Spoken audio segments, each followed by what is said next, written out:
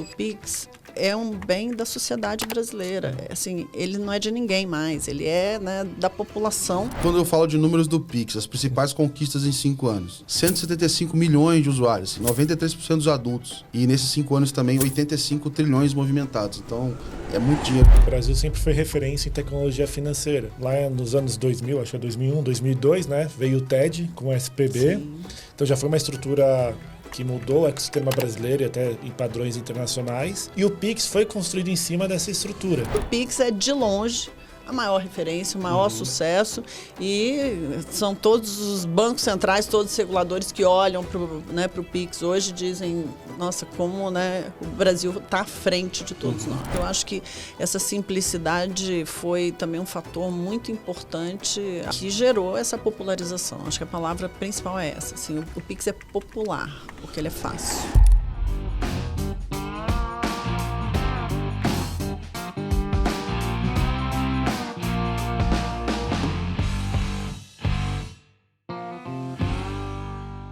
Fala pessoal, sejam muito bem-vindos. Esse é mais um episódio do Let's Money Podcast, seu podcast favorito para falar dos bastidores da indústria financeira.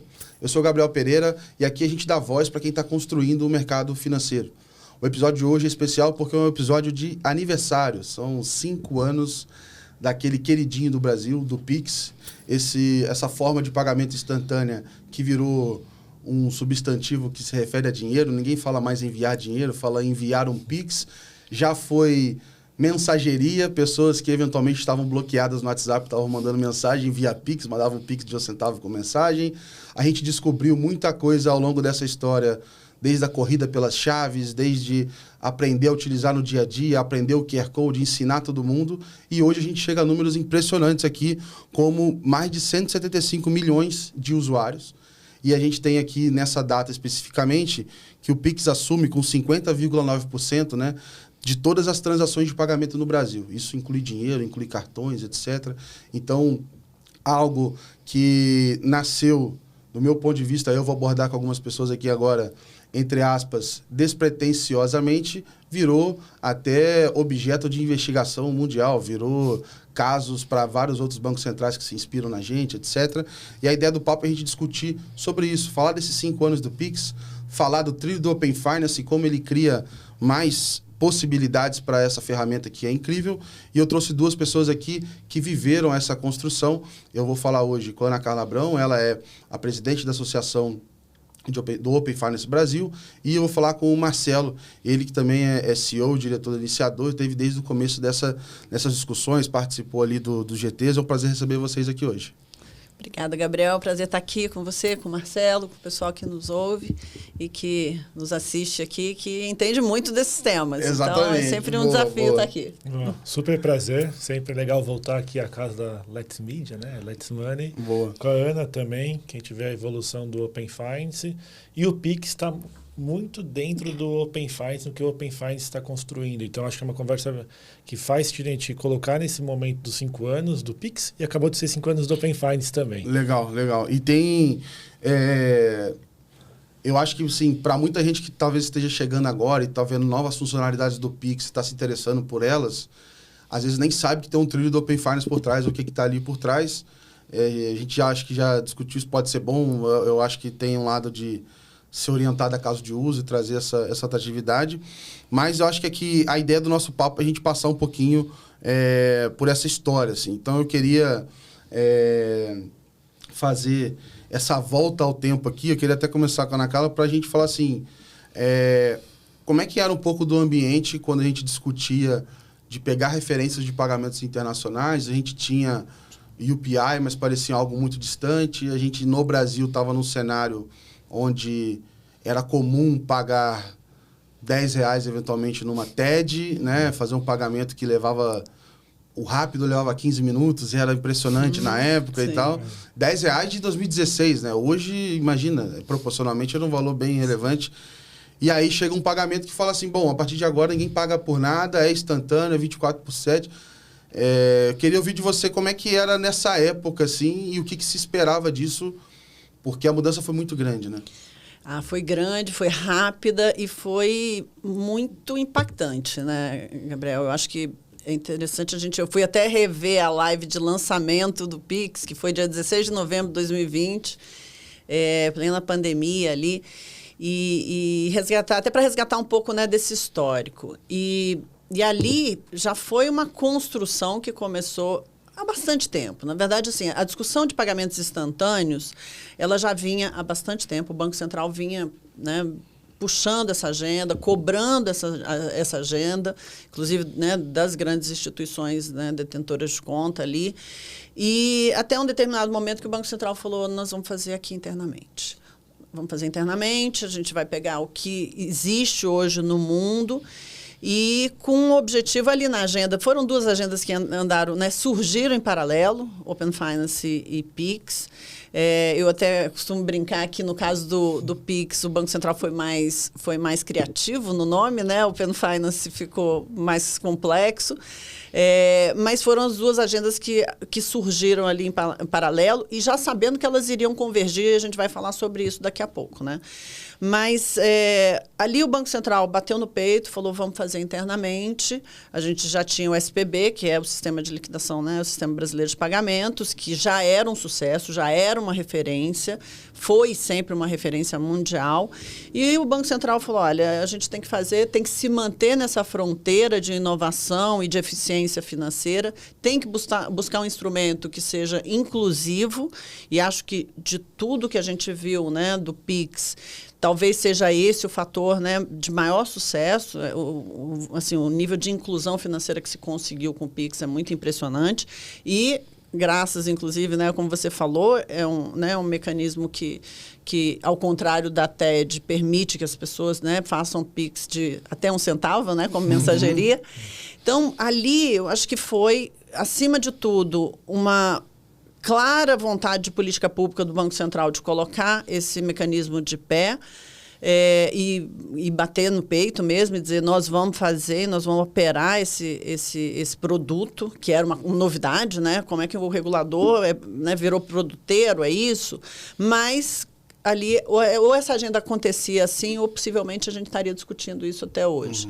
Então, eu acho que tem aqui, né, palmas para o Banco Central que assumiu esse protagonismo e colocou de pé rapidamente, colocou, né, o Brasil, de novo, na fronteira da eficiência, da inovação, da rapidez. Como você falou, a gente tinha a Índia, a gente tinha alguns mecanismos, né, também de pagamentos que estavam surgindo nos Estados Unidos, Europa, mas o Pix é, de longe, a maior referência, o maior sucesso, e são todos os bancos centrais, todos os reguladores que olham para o Pix hoje dizem, nossa, como, né, o Brasil está à frente de todos nós.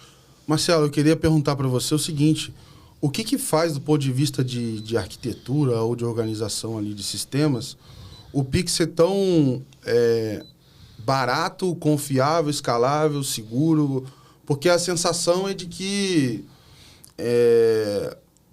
de fato a gente está vivendo em 2025. Quando você pega ali o pagamento que você faz na hora e etc., você não precisa esperar, está muito alinhado com as experiências que a gente tem digitalmente. Eu queria entender o que permitiu com que a gente fizesse isso agora e que talvez anteriormente, por outras razões, não pudesse ser feito. Assim. Boa. Acho legal até trazer um histórico que o Brasil sempre foi referência em tecnologia financeira, porque a gente tinha uma alta inflação.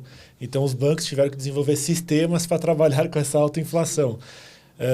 Lá nos anos 2000, acho que é 2001, 2002, né, veio o TED com o SPB. Sim. Então, já foi uma estrutura que mudou o ecossistema brasileiro e até em padrões internacionais. E o Pix foi construído em cima dessa estrutura. Para muito país até hoje o TED ainda seria relevante. Super relevante.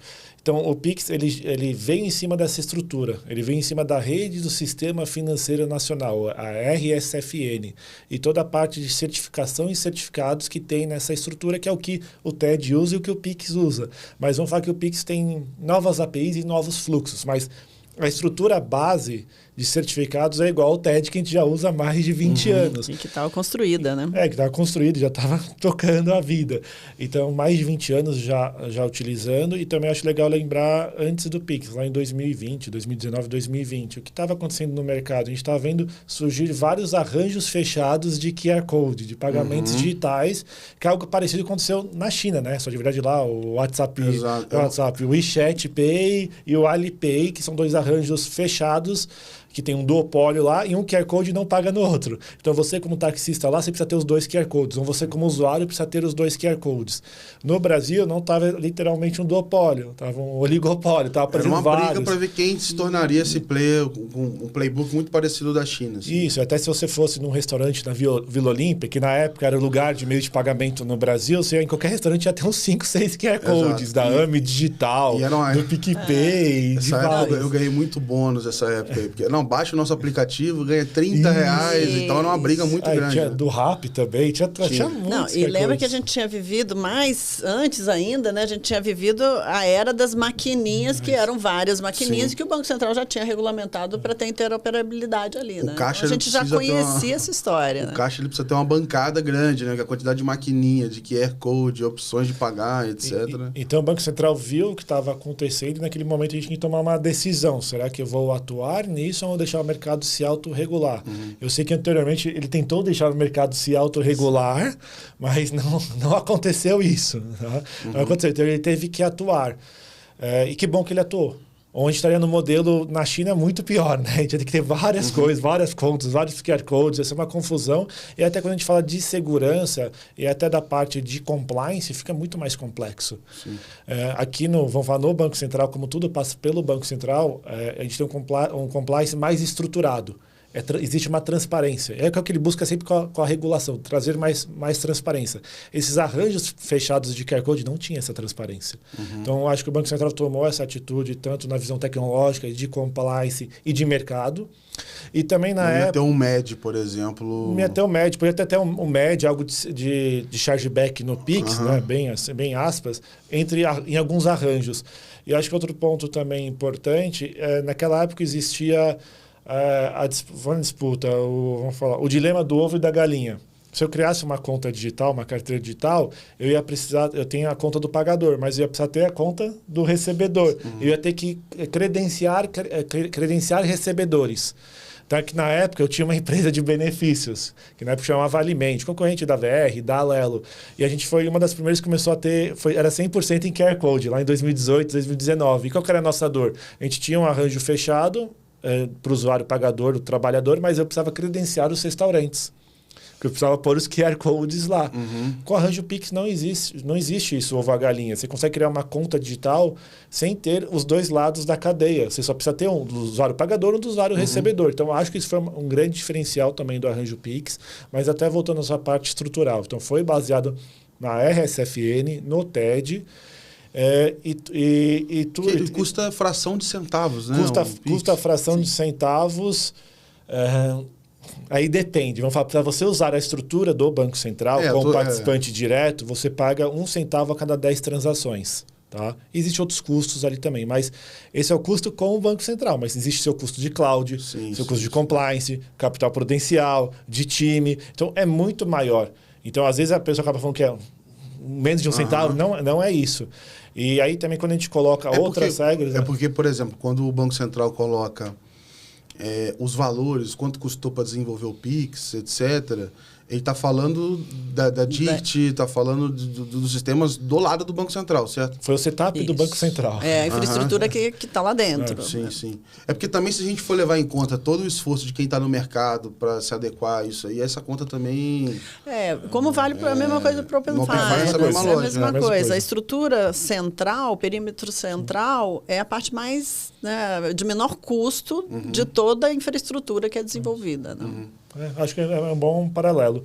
Então, tem a estrutura do Open Finance, que ali também tem certificados e certificações e padronização, e cada instituição cria coisas em cima do Open Finance. Então, cada instituição tem o seu custo e os seus lucros em cima do Open Finance, mas a base é compartilhada com todos, né? Parecido, paralelo com o Pix. Do ponto de vista, e aí entrando um pouco aqui assim, do ponto de vista de tecnologia, Beleza, ele pegou a base do TED ali, mas tem alguma coisa que é diferente? Porque o que fica na minha cabeça? A gente pegou agora o Pix e ele não parou, né? Desde que saiu, evolução, adiciona feature, adiciona possibilidades, etc. Então, me parece que é uma tecnologia que está permitindo criar muito mais coisas do que talvez o que a gente tinha antes. O que nisso faz sentido e o que não, assim. É que não é uma, vamos falar, não é uma V2 do TED. Uhum. Então você não depende do legado do TED. E sim foi um novo produto. Acho que essa é a melhor maneira de pensar. Como é um novo produto, o Banco Central conseguiu usar as melhores tecnologias e ideias da época lá de 2020 para ser construído e você não depender do legado. Uhum. Então, quando você não depende do legado de 20 anos, você consegue construir coisas mais rápidas aqui. Então, você está dependendo só dessa nova estrutura. A base, como se conecta, é a mesma, mas é uma nova estrutura. Então, continua a estrutura antiga aqui, legado TED, e tem uma nova estrutura. Então, um não depende do outro. Então, é sempre uma decisão de tecnologia. Eu vou construir a V1, vou construir a V2, vou fazer tudo do zero. Vou fazer uma outra. Justo. E fora que tem um nível de flexibilidade, né, Marcelo, que inclusive é o que conversa, né, com o próprio Open Finance no final do dia. Né? Eu queria entrar na parte ainda, falando de trajetória, da parte das expectativas ali, projeções. Eu sei que a Ana já comentou aqui em outros momentos também sobre isso, mas eu queria retomar isso, voltar nessa época assim da expectativa que se tinha com essa entrada, que eu acho que era uma expectativa que era alta, mas mesmo as mais otimistas não chegavam perto do que aconteceu. Né? Não tenho dúvida. Eu acho que a gente, né, ali eu até brinco, né, eu sou economista, né? Economista a gente acerta na média, né? E eu digo até, inclusive sem problemas, que essa foi a projeção que eu fiz, que talvez eu tenha errado bastante para baixo. Espero errar outras para cima para ficar na média. Não, mas acertou a direção, mas, tá bom. Não, com certeza. Ali, quando foi o lançamento, a expectativa era que até 2030 a gente chegasse a 22% do volume transacionado em meios eletrônicos que seriam feitos por TED. A gente já ultrapassou isso, mas ali a gente já estava otimista, mas é como você falou, Gabriel, eu acho que até mesmo o Banco Central não imaginava, primeiro, o nível de adoção tão rápido, segundo, né, essa popularização, porque eu acho que o termo é esse, mais do que uma adoção, as pessoas, eu falo muito isso, o Pix é um bem da sociedade brasileira, assim, ele não é de ninguém mais, ele é, né, da população que adota o Pix de uma forma tão natural que ali a gente imaginava que seria um sucesso, afinal de contas era um trilho alternativo, um trilho barato, um trilho simples, né, que estava ali na palma da mão de todo mundo.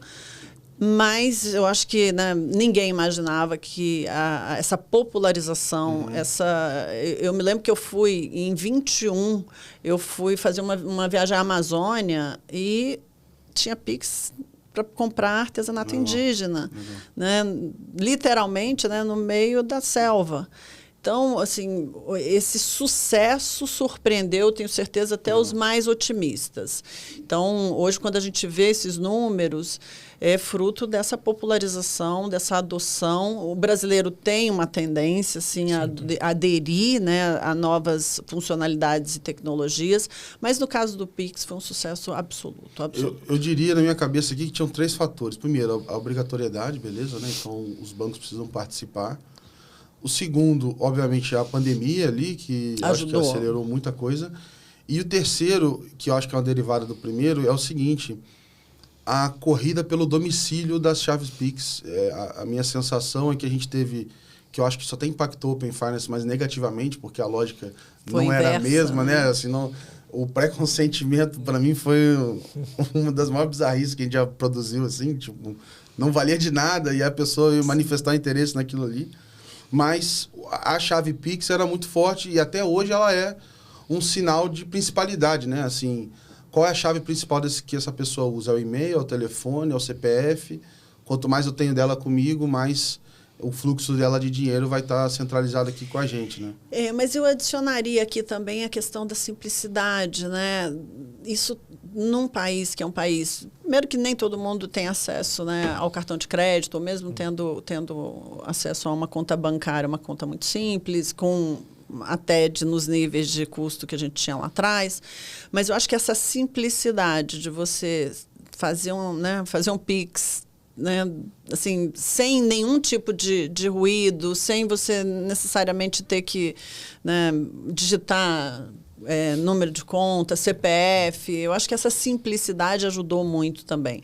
Foram vários fatores, como você falou, assim, foram vários fatores, mas eu acho que essa simplicidade foi também um fator muito importante, além do custo, claro, que gerou essa popularização. Acho que a palavra principal é essa. Assim, o Pix é popular, porque ele é fácil. Eu acho que tem uma questão, na minha cabeça, além dele ser muito fácil, ele é, entre aspas, inevitável, porque ele é muito do interesse também de todo mundo da ponta do recebedor, né? Porque ele vai receber mais rápido e aí ele consegue, enfim, num país onde a gente vive de crédito e os dias para receber, às vezes custo, faz a diferença, né? Entre você fechar o caixa ou não, ele entra com uma ferramenta grande e aí todo mundo quase que vai a forceps fazendo isso. Aí entra... É rápido e é certo, exatamente. Né? Entra o recebedor, entra os terminais ali, rapidinho se adaptando. Então, aquela mesa cheia de QR Code rapidamente foi trocada por um só e depois por sistemas que automaticamente já viam isso. O que você viu também, Marcelo, como principais capítulos dessa trajetória aqui? Daqui a pouco a gente vai entrar nas evoluções, o que foi surgindo, mas nesse início teve mais algum outro ponto que te chamou a atenção quando a gente estava entrando com o Pix? Eu, particularmente, trabalhei ajudando a organizar o Pix em lote, que muita gente queria fazer, só que na época tinha que ser meio que manual, porque não tinha disponível ainda, etc. Então as PJs estavam querendo dar o jeito delas também de usar, assim. No começo do Pix, pelo que eu lembro, era transações entre usuários, né, que estava crescendo muito, e tinha um QR Code estático, que aquele QR Code, um QR Code paradinho, que você consegue imprimir. Isso foi no primeiro momento, não existia MED, não existia nada. Eu acho que o outro momento que foi importante foi quando veio o QR Code dinâmico, que é aquele lá que muda, você consegue mudar o valor, muda várias informações. Então, você conseguia levar isso de uma certa maneira... melhor para o e-commerce. Então, o QR Code dinâmico, ele casa muito com o e-commerce com o mundo online. Então, QR Code dinâmico, acho que foi outro momento. Quando veio o MED, que é um mecanismo especial de devolução, trouxe uma segurança para o arranjo e também para os usuários. Então, eu acho que esse foi um terceiro momento importante. Um quarto momento que eu posso colocar aqui também, que está um pouco mais agora no presente, o Pix automático. Tá? Que trouxe novas funções para o arranjo Pix. E eu acho que vários pontos não foi exatamente o Banco Central que criou, né? O Banco Central criou a estrutura, mas as próprias instituições criaram produtos em cima do arranjo Pix. Por exemplo, que a gente estava falando anteriormente, dar crédito no Pix. Tem várias instituições que já fazem isso, apesar de não existir exatamente isso no arranjo do Pix no Banco Central. O Pix, e aí tem vários nomes, né? Mas Pix Crédito, ele já existe hoje, né? Você paga como Pix e ele entra empacotado dentro de uma fatura, de um limite que talvez você já tinha com aquela instituição, né? E o Banco Central sempre se preocupa muito com a experiência do usuário. Até que tem o manual de experiência do usuário do arranjo Pix. E tem o manual da marca também, que você tem que falar como usar o Pix. Então, ele sempre se preocupou desde o começo, como você tem que usar a marca e como tem que ser a experiência. E já fui repreendido várias vezes por escrever Pix minúsculo. P maiúsculo e X minúsculo. O Banco Central puxa a orelha. Já fiz isso aí, já... E acho que um ponto desse manual é a padronização da experiência do usuário. Então, você vai no Itaú, no Bradesco, no Nubank ou qualquer outra fintech, é a mesma experiência. Pode mudar alguns nomes, pode mudar onde está o botão um pouco diferente, a cor, mas a experiência é sempre padrão. Então, vira um produto padrão, igual o cartão. Cartão é um produto padrão. Então, eu acho que esse é um ponto bem importante do arranjo Pix, a padronização. E na construção disso, como é que vocês viram a percepção do mercado? Porque, assim, hoje a gente vê que deu certo e aí está todo mundo convivendo com isso.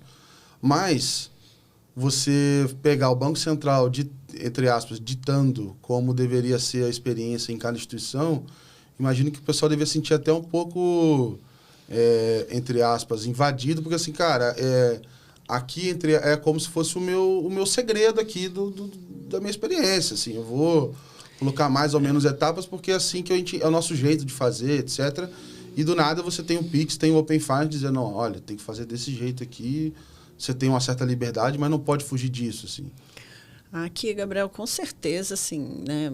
Como tudo, né? Tudo que é disruptivo tem uma resistência enorme, né? A gente tem, né, como o Marcelo falou, a gente tem um mercado financeiro que é reconhecidamente, desde, né, década de 90, é reconhecidamente um mercado financeiro super eficiente, super inovador, né, e que está à frente aí de vários outros países, inclusive muito mais desenvolvidos, né, e ricos. Então, quando você vem com o Banco Central de uma forma tão prescritiva, houve muita resistência, houve muita crítica, e desde onde ia o botão Pix no aplicativo, né, até o logo, o uso da marca, a experiência, isso foi um momento de tensão, assim, né, natural que fosse, legítimo que fosse, mas, de novo, o Banco Central tinha que tomar uma decisão, ou era dessa forma, ou também, talvez, o sucesso do Pix não tivesse sido o que foi, se ele não tivesse sido tão prescritivo. Mas, né, quantas vezes a gente ouviu, né, que o Banco Central estava avançando nas suas atribuições e nas suas competências, lançando um produto com marca, com propaganda. E é interessante, porque hoje, até lá fora, os reguladores perguntam, falam assim, nossa, mas o Banco Central de vocês é um Banco Central muito ativo, inclusive do ponto de vista, né, de produto, porque o Pix é um produto. Então, se você olha o Banco Central, né, a autoridade monetária tradicional, não era esperado que fosse feito isso. E como tudo que não é esperado, tudo que é disruptivo, você tem pessoas que aplaudem, tem pessoas, né, e tem situações ali também de críticas, e o Banco Central sofreu muitas críticas. Eu queria muito achar um e-mail antigo de alguém reclamando do nome Pix, assim. Eu queria achar... Com certeza alguém já reclamou, falou assim, cara, que nome estranho, não vai dar em nada. Com certeza, tinha muito olhar... ceticismo. Tinha um ceticismo desde, assim, o Banco Central não vai conseguir fazer. Vamos lembrar que, assim, né, ali já era um período... que, né, 2020, a gente está falando de pouco tempo, relativamente, já era um período em que, do ponto de vista fiscal, o Brasil já estava em crise fiscal, não tinha, né, tinha a conta única do Tesouro que pegava todas as receitas de todos os órgãos públicos, uma discussão de orçamento. Então, desde o Banco Central não terá recursos para fazer, até não vai dar certo e vai dar problema, isso aqui não vai rodar, isso tudo era dito, né, era muito, assim, era disseminado nas discussões, né? Então, tinha desde resistência, do ponto de vista, né, do processo de, né, prescritivo que o Banco Central estava fazendo, até um ceticismo enorme em relação à capacidade do Banco Central botar o Pix de pé, até questões de segurança, ou seja, né, as críticas não foram poucas e o ceticismo não foi baixo, ao contrário. Então, de novo, o Pix superou todas as expectativas aqui e frustrou alguns, né, alguns sentimentos ali negativos. Eu queria ouvir um pouco de vocês, aí você pode me ajudar aqui, Marcelo, a entender o seguinte. A gente fala do trilho do Pix e aí a gente fala das inovações que ele foi tendo, né? Então, você começou ali a agendar pagamentos, aos poucos, né, você viu o produto sendo incorporado e ficando talvez mais próximo com os substitutos que ele estava vindo ali para substituir. Como que foi, assim, criar esse trilho novo e, ao mesmo tempo, já ter um trilho mais novo ainda, que era do Open Finance? Por que ele vinha? O que ele trazia de novo? Queria, talvez, pegar um pouco dessas discussões, porque eu acho que teve muita gente que estava só no Pix e, daqui a pouco, ele olha para o lado... Cara, tem um monte de demanda aqui que entra o Open Finance e aí tem dois tipos de Pix, ou é o mesmo Pix. Tem algumas coisas ali que começaram a quase que... O mercado andava um pouco, o Banco Central também andava. Como é que era esse do ponto de vista de construir isso? Assim? Eu acho legal trazer uma visão que o Open Finance se divide em duas coisas, né? Uma falar que tem um mundo de dados e um mundo de pagamento. Aqui a gente está falando do mundo de pagamento. Quando a gente fala do mundo de pagamento no Open Finance, o Open Finance não faz a liquidação da transação. ele utiliza o arranjo Pix para fazer essa liquidação da transação. Então, o Pix e o Open Finance sempre eles estão bem juntos. Eu até falo que o Open Finance é como se fosse um plugin em cima do arranjo Pix. Ele pode, no futuro, se plugar a outros arranjos. Hoje ele está no arranjo Pix plugado. Então, ele sempre usa o arranjo Pix para liquidação. O que o Open Finance adiciona de valor? Inteligência e automação. Então, ele vem com muito essa visão de trazer inteligência e automação. Que é legal a gente destacar que no começo era previsto que o Open Finance se plugasse a todos os tipos de pagamento, né? Na primeira fase, na segunda fase. Na segunda. Então, vai ter boleto, vai ter... TED. Vai pagar, recolher imposto. Cartão. E entraria tudo. E do nada falaram, não, peraí, o Pix, ele já está tomando esse protagonismo aqui, já está... Vamos trabalhar com ele aqui e tal, que eu acho que ele já vai trazer resultado. Né? Eu acho que é priorização de produto. Eu acredito que tem outros arranjos que fazem sentido também, talvez ter no Open Finance, mas nesse momento o Pix já resolve as grandes dores e a gente precisa saber focar como produto. E eu acho que outro ponto também legal de trazer antes de responder a pergunta é que eu vejo muito o Open Finance como sendo a base do novo mercado financeiro de pagamentos. Por quê? De um lado você tem dados, do outro lado você tem pagamento. E aqui no meio você tem uma inteligência artificial e uma interface, que pode ser uma mensageria, pode ser um aplicativo. Então, com uma interface, com uma mensageria, eu tenho dados em tempo real do usuário. Pois na inteligência artificial gera insights, gera automações. Tem a parte de pagamento que eu consigo fazer as transações automáticas. Então, o Open Finance dá tanto os dados para a inteligência e tanto como faz para você automatizar, como faz para você operacionalizar isso. Então, aqui no... Ele cria funções que o Pix sozinho hoje não é capaz de ter, né? E nenhum outro lugar do mundo consegue. Isso que eu acho muito interessante. Junta essas três coisas. Uma mensageria ou um aplicativo com inteligência artificial que está aqui no meio, com dados do Open Finance em tempo real e com a parte de transações, de pagamento que você consegue operacionalizar. Então, você consegue ter insights, inteligência e a operacionalização. Aí vem para o que a gente estava discutindo. Qual que é a diferença do trilho Pix e trilho Open Finance? Eu não chamaria de trilho Open Finance. Eu chamaria de camada Open Finance. Você está pondo uma camada em cima do arranjo Pix. E o que a gente tem hoje no Open Finance? A gente tem a famosa iniciação de pagamento tradicional que surgiu, foi em agosto de 2021, setembro de 2021 para produção. Que existe bem para poucas pessoas. Isso. Mas, sim, até abril de 2024 era a única coisa que existia. Então a gente ficou 3 anos, né? Quase 3 anos somente com essa função, que você vai pagar nas Casas Bahia, escolhe Nubank, vai para o Nubank, autoriza e volta do Nubank. Eu gosto de explicar muito para as pessoas que é uma alternativa ao QR Code. Assim. O copia e cola. É o copia e cola, é isso. Sim. Você não tem que fazer o copia e cola, você consegue se autenticar ali. O usuário é levado pela jornada. Ele não precisa ficar pensando muito. Ele só vai dando os OKs, autorizações dele e ele é feito. Ele não precisa ir para um aplicativo e para o outro. Ele vai sendo levado. Em abril do ano passado, surgiu os agendamentos recorrentes, que o cobrador consegue, o recebedor consegue mandar vários agendamentos para aquele usuário autorizar, até 60 transações agendadas, ele consegue autorizar. Eu chamo de Pix recorrente, mas o nome técnico é agendamentos recorrentes. E surgiu também as transferências inteligentes, que é o Pix inteligente que eu chamo. O Pix inteligente, você consegue pegar uma autorização, um consentimento para fazer transações automáticas entre contas da mesma titularidade. Então, CPF do Marcelo ou da PJ para PJ. Então, você consegue automatizar toda a sua vida financeira entre as suas contas em diferentes instituições. Em fevereiro desse ano entrou em produção o JSR, Jornada Sem Redirecionamento. Porque a gente não é muito bom de nome. Chama JSR, porque a primeira tem a iniciação normal, tem o redirecionamento, esse não tem. Nomes que eu acho interessantes para eles, que eu vejo que está pegando no mercado. Pix Biometria, porque a todo momento... Está permitindo fazer o ponto de venda ali. Que a todo momento, quando você vai fazer uma transação, como funciona? Você...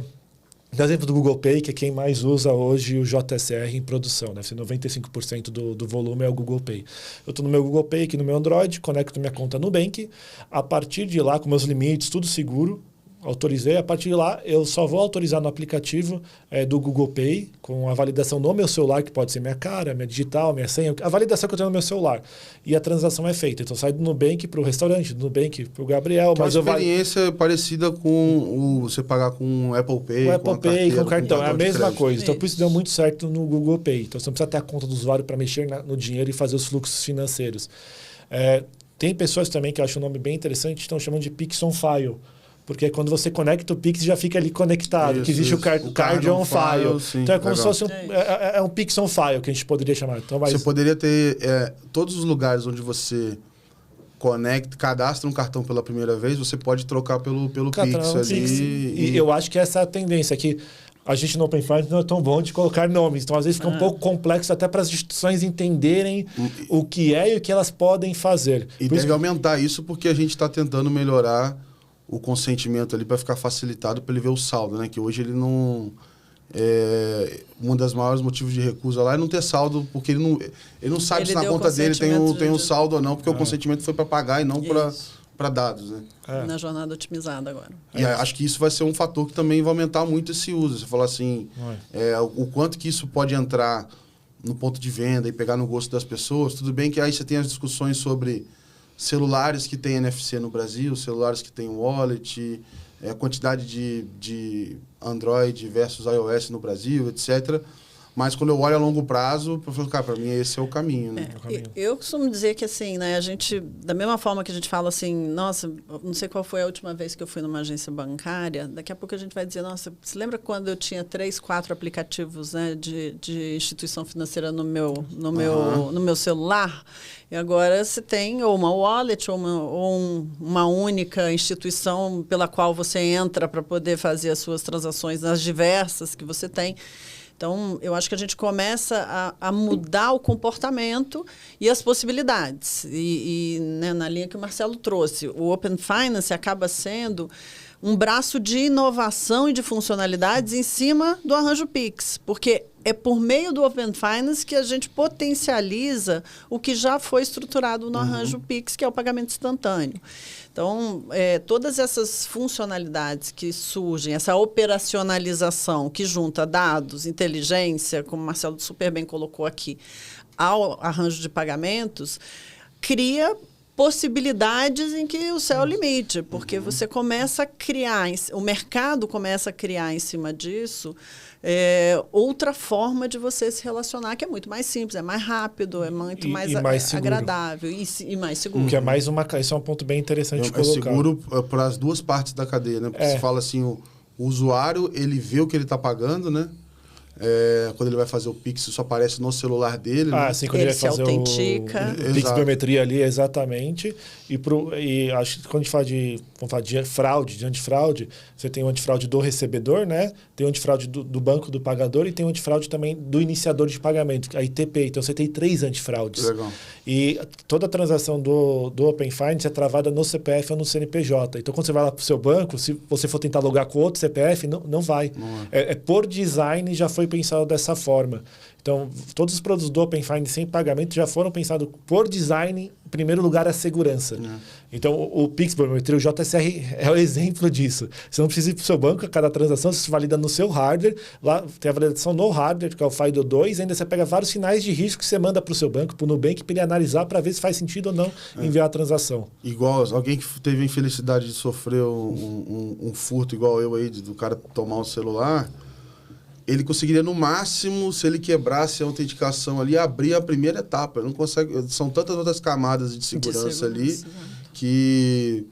Bom, a gente está falando de 5 anos aqui, eu nunca ouvi caso nenhum, assim, inclusive, se alguém tiver, é legal de explorar para ver, enfim, entender melhor, mas eu nunca ouvi nada parecido, assim, nada que envolvesse, e era algo que desde o início era um pouco, como a gente falou aqui, disruptivo. Então, assim, vai fazer um pagamento para mexer movimentar o dinheiro fora do ambiente da minha instituição, né? É um paradigma muito relevante a ser quebrado assim, com as instituições, né? E eu acho que um ponto bem importante é que tudo isso foi construído em grupos de trabalho, que foi as próprias instituições, desde uma Febraban, uma Befintex, uma OCB, uma Init, Zeta, a Bex, entre todos. Todo mundo do mercado de pagamentos e financeiro estava em, vamos falar, uma sala virtual, trabalhando para construir esses produtos.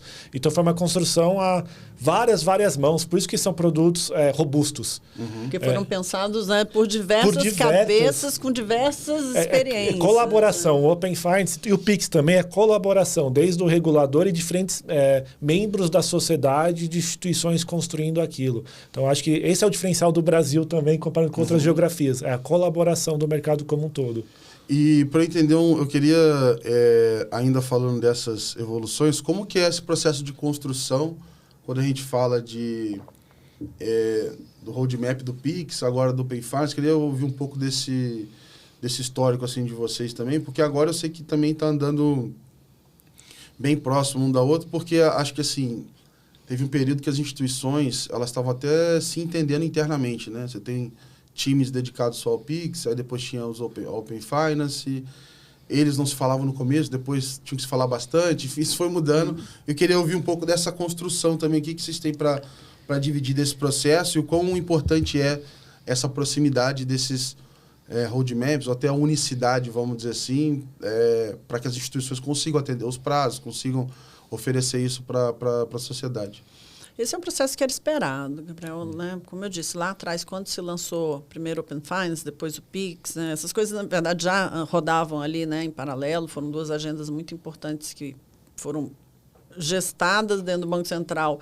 E, embora uma tenha sido, né, totalmente incorporada e a outra, como o Marcelo colocou, foi estruturada com colaboração, né, e com construção e implementação pelo mercado, a gente sabia que esse momento, né, em algum lugar essas duas vias iam se encontrar, né? Encontrou justamente porque em determinado momento o Pix dominou como um arranjo de pagamento e era natural que o Open Finance focasse nesse arranjo, né, para viabilizar suas funcionalidades, mas cada vez mais, até pelo próprio roadmap que o Banco Central internamente ele discute lá e coloca para o Pix e para o Open Finance, essas coisas estão muito alinhadas. Então, quando a gente olha tanto esse ano quanto 26, o roadmap do Open Finance está colado no roadmap do Pix, para a gente garantir que, de novo, a gente potencializa o que o Pix já tem e os novos lançamentos do próprio Pix. E isso vale para as instituições. Cada vez mais também a gente vê os times colaborando, até porque as funcionalidades, os produtos que estão sendo lançados no âmbito do Open Finance, eles estão muito em cima do arranjo Pix e tem, né, essas possibilidades de criação pelo próprio mercado que olha, né, as duas agendas e diz, poxa, essas coisas aqui têm que andar juntas. Então, eu acho que tanto internamente, né, pelo lado do Banco Central, quanto as instituições, cada vez mais essas agendas estão misturadas e tem que estar mesmo, porque é uma coisa que, como a gente falou aqui, uma coisa alavanca a outra.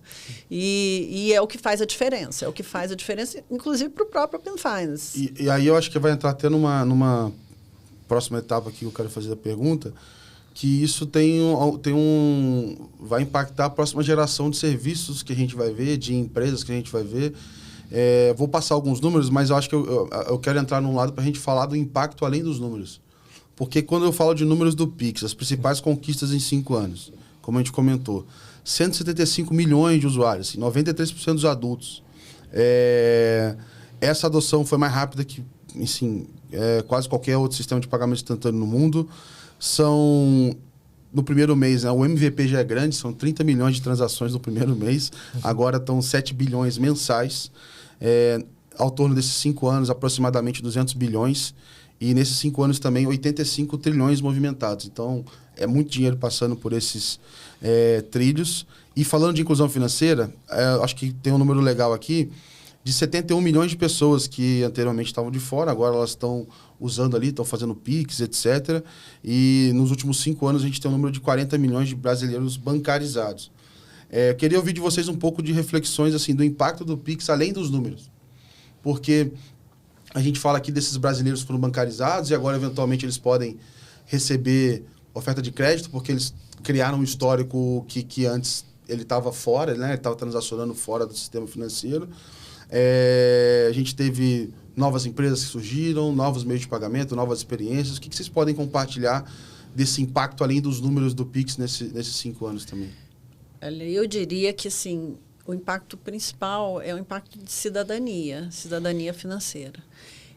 A gente tem que lembrar aqui que, né, além, né, de todas as barreiras, né, barreiras que existem para o uso do sistema financeiro, e elas vão desde barreiras objetivas até barreiras, né, psicológicas e sociais, o Pix quebrou tudo isso, né? O Pix permitiu que as pessoas tivessem condições de fazer as suas transações financeiras de uma forma muito, muito mais simples e muito mais inclusiva.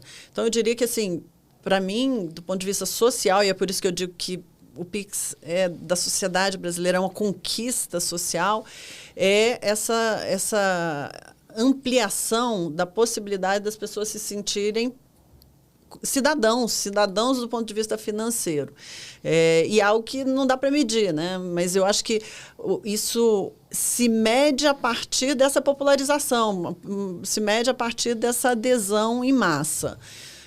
Em relação a empresas, em relação à economia como um todo, eu acho até que a gente falta estudos para mensurar isso de uma forma objetiva e tenho certeza que, né, à medida que os números vão ficando cada vez, né, mais públicos e mais acessíveis, a gente vai ver isso.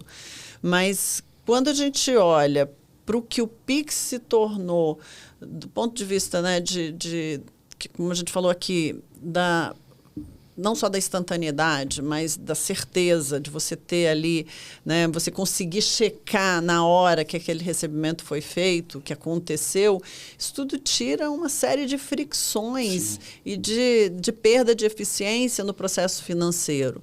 Isso tem impacto. Um exemplo, e aí não estou nem entrando no mérito aqui da discussão, mas o setor de aposta esportiva, por exemplo, se não tivesse o Pix, certamente não teria o tamanho que tem hoje, dado quando você pensa na lógica da prática ali de pagamento instantâneo, etc. As externalidades às vezes são positivas, às vezes são negativas, né? É isso que eu ia falar. Mas assim, é um modelo de negócio que está muito ali em cima do Pix. Eu vejo agora falando de Pix internacional, que ele Sim. não existe mais, eu estou viabilizando. O mercado conseguiu construir. O mercado achou. Eu vou pegar o instantâneo do outro lado do mundo, outro daqui, vou fazer um jeito e vou entregar. Aí você tem o pessoal agora com a interface conversacional, onde você faz Pix conversando com o WhatsApp, manda imagem, ele entende, movimenta. Eu acho que assim...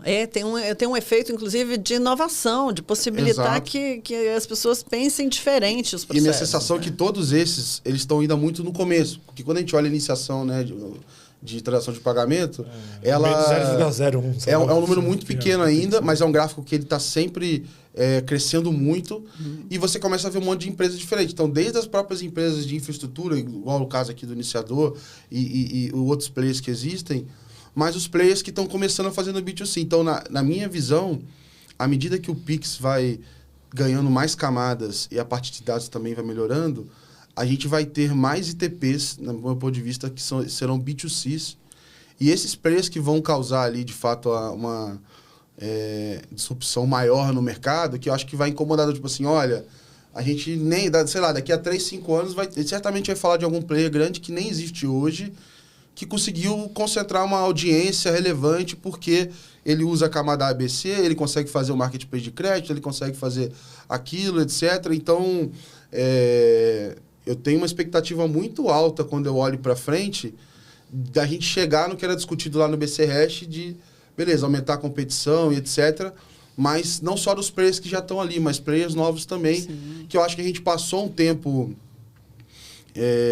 onde muitas empresas B2C foram compradas ou se tornaram B2B, né? Foi um movimento de mercado. Não tinha tanto dinheiro na rua, gastaram muito para fazer os QR Codes na época lá e para ganhar mercado.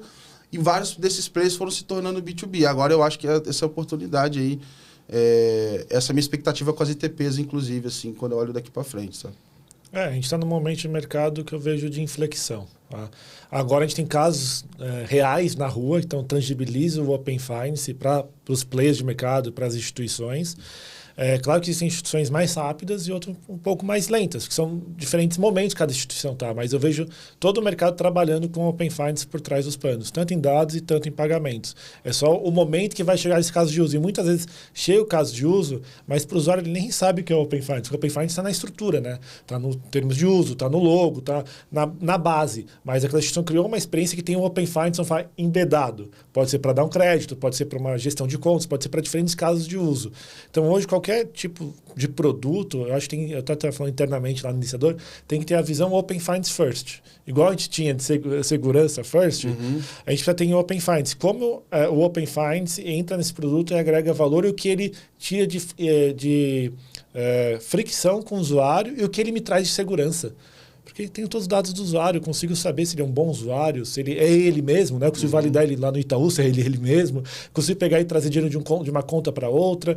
Então, o Open Finance é a base. Só cada instituição tem a sua maturidade e a sua velocidade. Então, é esse momento que a gente está vivendo no mercado, mas o que eu fico muito feliz, diferente de 3 anos atrás, a gente tem muito caso na rua que funciona e que a gente usa, né? Eu uso muito ali a MEG e a Jota no meu dia a dia. No meu celular, eu não tenho banco. Eu só saio com a MEG e com a Jota e faço tudo pela MEG e pela Jota quando tem que fazer algum Pix. E eu me sinto mais seguro assim. Então, eu acho que o Open Finance está trazendo essa nova camada em cima do Pix de inteligência, de automação e também de segurança. E a gente só está no começo. Ano que vem, agora, né? Sendo agora a portabilidade de... Entra agora em fevereiro. Portabilidade de crédito pessoal clean. E depois o consignado. Consignado, portabilidade de salário, Sim. Pix parcelado ano que vem, a Pix offline também, que está lá no, tá lá no roadmap. Tem um monte de coisa. Então, eu acho que o recado Cara, o saque troco, para mim, é assustador como é que o volume é alto e eu não vejo... quase não vejo lugar nenhum. E mesmo assim as pessoas usam. Assim. É um volume relevante. Tá? Deixa eu até pegar aqui, mas... É que é relevante, mas quando você pensa em Brasil, é muito pequeno. Não, tudo bem. O Brasil é pequeno. Em volume mas, financeiro é um volume... Mas, cara, ele é maior que a pequeno. iniciação de pagamento, por exemplo. Dependendo do mês, se você for olhar ali, você fala, cara, o troco tá movimentando mais. Mas, assim, eu quero dizer que a gente tem que se esforçar. A gente trabalha com isso todo dia, a gente tem que se esforçar para falar, para lembrar de todas as features que existem dentro do Pix, né? A gente fez um episódio aqui que a gente chamou de família Pix, que é uma família gigante, assim.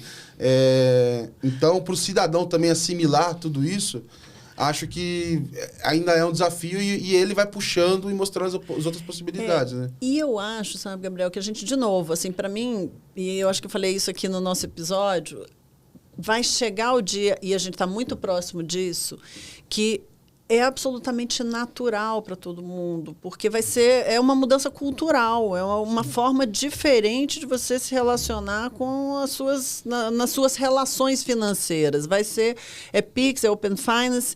A gente não necessariamente vai ter em mente que tem Open Finance ali, que no fundo foi um Pix que eu fiz e não uma TED, mas é outra forma de se relacionar. E vai ser tão natural que a gente depois vai dizer, poxa, a gente estava discutindo como comunicar Open Finance, como explicar toda essa família de produtos Pix, não vai ter outra forma que não essa. Tudo bem, tem os outros arranjos de pagamento, eles estão aí, eles têm o seu, né, a sua função, mas essa relação financeira, a forma como a gente faz, né, o nosso pagamento, como faz, né, o investimento, como eu tomo as minhas decisões e operacionalizo elas no dia a dia, vai ser cada vez mais nesse mundo. É transparente. Acho que essa visão cada vez ser mais transparente, mas o usuário sabe que é um fluxo seguro e que ele está numa jornada que agrega valor para ele. Acho que isso é o mais importante. Legal. Segurança é que tem um benefício mesmo para o usuário. E até para completar um ponto da Ana, a gente está num momento também de transição da principalidade da conta para a principalidade do canal. A batalha, até 1 ano, 2 anos atrás, é quem tinha a conta do usuário. Agora, quem tem o canal daquele usuário, consegue ver todas as contas, todos os investimentos, consegue movimentar o dinheiro daquele usuário e ter a experiência final com o usuário. Então, a gente está vendo esse momento de transição da principalidade da conta para o canal, e o Open Finance é a base para isso. E até isso que gera, inclusive, né, uma discussão que há alguns anos atrás não existia, que é: eu tenho que estar no Open Finance, porque se eu não tiver, eu não estou vendo o meu cliente na sua totalidade. Eu não posso confiar que a vida financeira dele está toda aqui comigo, porque não estará e não está mais. Eu queria aproveitar para a gente, infelizmente o tempo está no limite aqui, mas para a gente encerrar, muita gente trabalha com o Pix, né? Não tem como você fugir disso, em algum momento o Pix vai aparecer ali. Como é que essas pessoas aprendem mais sobre essa família de produtos, esses roadmaps que estão acontecendo? Às vezes a pessoa está acostumada mais com o Fórum Pix e não está acompanhando o roadmap do Open Finance, etc., para ela poder construir essas novas soluções, essa nova geração de soluções aí, vamos chamar assim, para que no aniversário de 10 anos a gente tenha mais cases para contar, outras histórias para abordar. Por onde que essas pessoas podem se informar, onde elas podem procurar entender do que já dá para ser feito, porque, assim, o episódio é muito curto, a gente não passou por tudo, daria para a gente falar muito de cada uma das funções.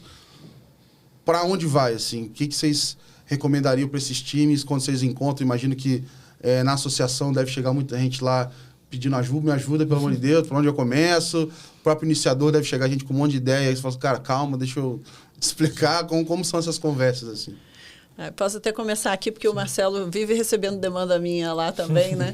Eu acho que tem um processo, pela associação, tem um processo de comunicação que a gente está, né, amplificando, não só participando, né, tudo aquilo que, né, a gente vem aqui, a gente conversa, Gabriel, com você, com o pessoal que te assiste, a gente vai nos eventos, a gente procura disseminar o máximo possível o que a gente tem feito ali na associação no âmbito do Open Finance, o que é o roadmap, o que são as possibilidades, o que são os casos de uso.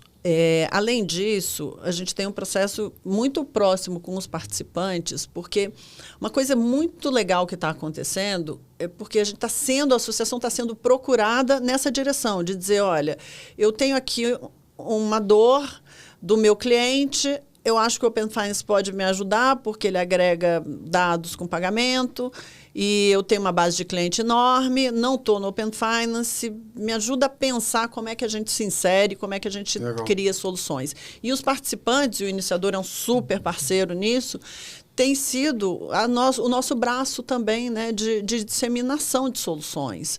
Porque a gente tem que lembrar que o Open Finance acontece no participante. Sim. Então, todas as vezes que a gente direciona, e o Marcelo já participou, acho que, de algumas conversas nessa direção, assim, quando procuram a gente fala, olha, a inovação está acontecendo no participante. Conversa com o Marcelo, conversa com, né, os participantes aqui, que tenho certeza que a solução ela é viável. Traz o seu problema, que a solução... Eu tenho certeza que tem um participante do Open Finance que vai achar o caminho. Eu acho que o primeiro é o caminho do próprio Open Finance. O Brasil, agora o site também está sendo revitalizado, né? Tem vídeos novos lá. O mais poder para você. O próprio Let's Money, a Let's Media como um todo. Eu vejo também as associações, tá? Então, eu estou na BFintex, também estou na Init, mas todas as associações, a ABEX, Febraban, para as instituições, existem grupos de trabalhos internos para você conversar sobre Open Finance, sobre PIX e construir. Então, se você faz parte de uma instituição, procure a sua associação participativa, que faz total sentido. No iniciador, a gente tem uma parte de conteúdo, que a gente faz vários workshops, que a gente consegue entrar um pouco mais no detalhe técnico, eu acho que é outro lugar. E eu acho que vale olhar mesmo que você não vai fazer nada agora, né? Pra você saber, por exemplo, o que pode ser feito, o que está vindo por aí, para você se organizar. Eu acho que, assim, em algum momento, o seu negócio vai se beneficiar do Open Finance. Acho que precisava entender em que momento isso funciona, entender o que é possível. Eu até diria diferente. O seu negócio já pode se beneficiar do Open Finance. Eu tenho essa clareza. Assim, de repente... Vamos procurar onde? Qual é a dor que você tem aí? É via dados, é via pagamento. Eu acho que, assim... As ferramentas estão dadas. Sim, como você usa essa ferramenta. A gente está no momento que cada player está descobrindo onde colocar na jornada e como usar. Mas a caixa de ferramenta está aí. A caixa de ferramenta já está aí. E eu acho que a caixa está ganhando uma musculatura onde as soluções elas estão deixando de ser tão padronizadas. Porque no começo, se você só tem uma jornada de pagamento... trazer saldo... Parecia que era igual para mas está começando a ficar mais específico. Olha, eu consigo fazer uma portabilidade assim, eu junto com isso aqui, boto mais esse aqui, tal. Então, eu acho que tem muita ferramenta boa mesmo para o pessoal usar. Então, se você está pensando aqui em jornada de pagamentos para você melhorar esse fluxo, para aumentar a conversão, para você conhecer melhor o seu cliente, eu acho que são alguns princípios básicos ali que o Open Finance atende muito bem, além dessa camada em cima ali do trilho do Pix, né? Que eu acho que é um dos recados mais importantes aqui para quem está nos ouvindo, né? Eu acho também um recado, acho interessante dar essa visão. Quem tem mais de 500 mil contas, que é participante obrigatório no Arranjo Pix, é obrigatório também entrar no Open Finance como detentora de conta. E quem tem mais de 5 milhões de contas é obrigado a entrar como transmissor de dados. Mas o que a gente vê muito, além desses obrigatórios, tem players que querem receber dados, mas tem o princípio da reciprocidade que tem que transmitir dados. Então, vários players que eram facultativos entram também. Você quer ir na festa, tem que levar uma comida, tem que levar alguma coisa também. E agora, no momento que o Open Finance agrega valor para a instituição além do regulatório. Então, eu até vejo algumas instituições que querem entrar como detentora de conta para aparecer na conta do Google Pay, lá na carteira do Google Pay. Entendeu? Então, é até interessante. Como detentores já estão vendo valor. E não normalmente o valor estava na parte facultativa, que é o lado da ITP, da iniciação de pagamento, ou da recepção de dados. Agora, como detentora, eles querem estar lá. Fala assim, pô, efeito de rede, vou ficar de fora aqui, não vou estar participando. Quero aparecer na carteira do Google Pay. A gente cruzou uma linha, definitivamente, que é essa. Assim, é importante estar no Open Finance, porque de fato você vê valor ali e você perde e não está. É o ganho de escala. Pessoal, eu sei que o tempo está corrido aqui, desculpem pela correria, acho que a gente, enfim, vai ter muito mais conversa para a gente fazer, tem muitos, enfim, cases, eventos, tem outros momentos para a gente abordar, mas queria agradecer vocês a participação e para a gente fazer esse episódio especial de 5 anos do Pix.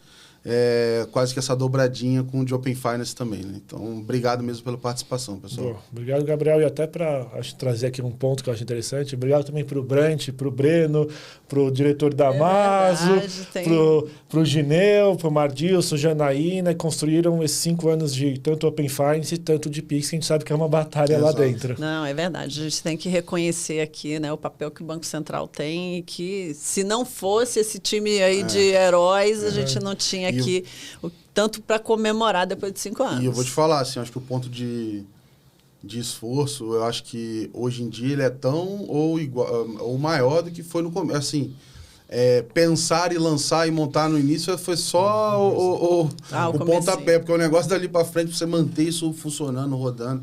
Porque é isso, agora é muito fácil.